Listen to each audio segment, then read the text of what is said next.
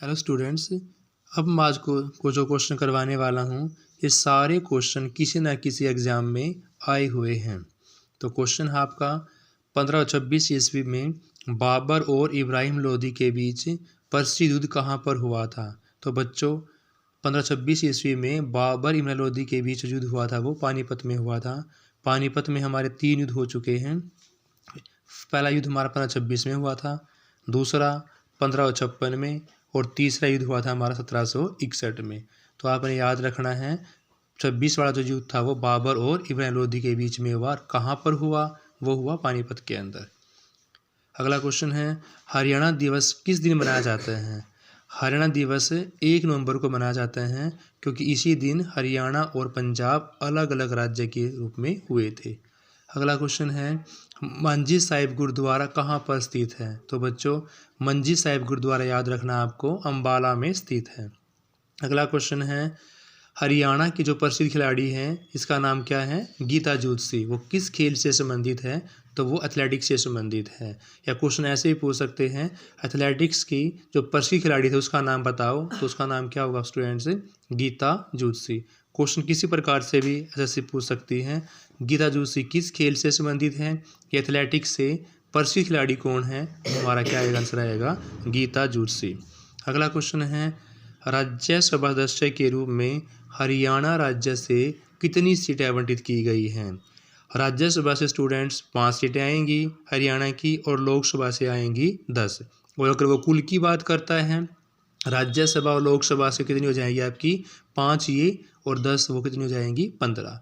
तो राज्यसभा के लिए 5, लोकसभा के लिए 10 और टोटल हमारी 15।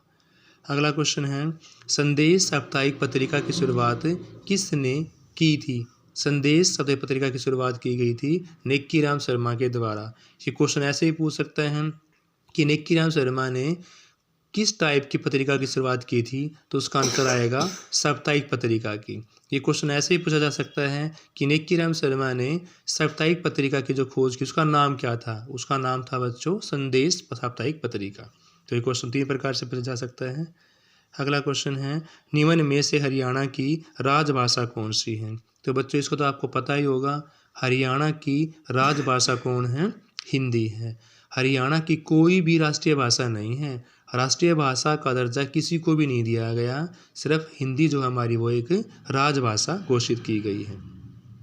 अगला क्वेश्चन है कौन से ऐसे मुख्यमंत्री है जो मुख्यमंत्री और उप प्रधानमंत्री भी बने थे। तो उसका नाम क्या होगा स्टूडेंट्स? देवीलाल। देवीलाल मुख्यमंत्री और उप प्रधानमंत्री के पद पर भी बने रहे।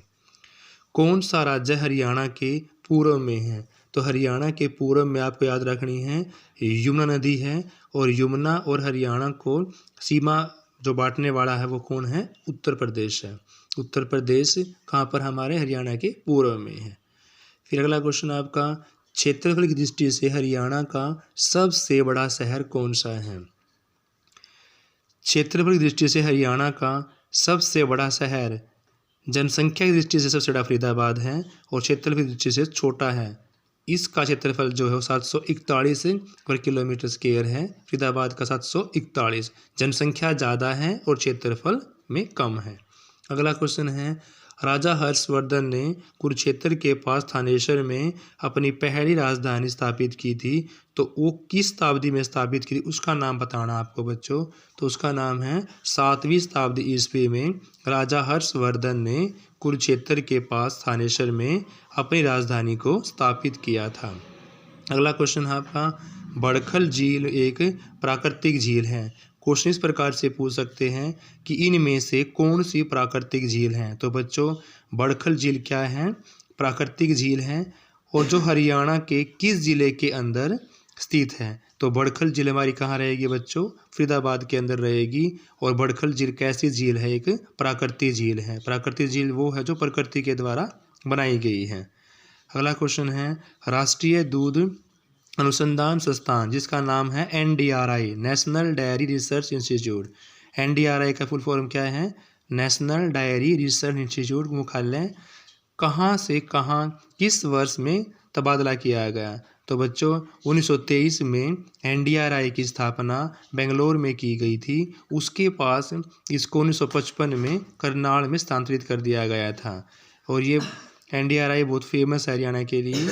इसकी स्थापना हरियाणा में कब की गई थी? 1955 के लिए। और वैसे इसकी स्थापना कब हुई थी? 1923 ईस्वी में। कहाँ पर हुई थी? बेंगलोर में हुई थी। Thank you students.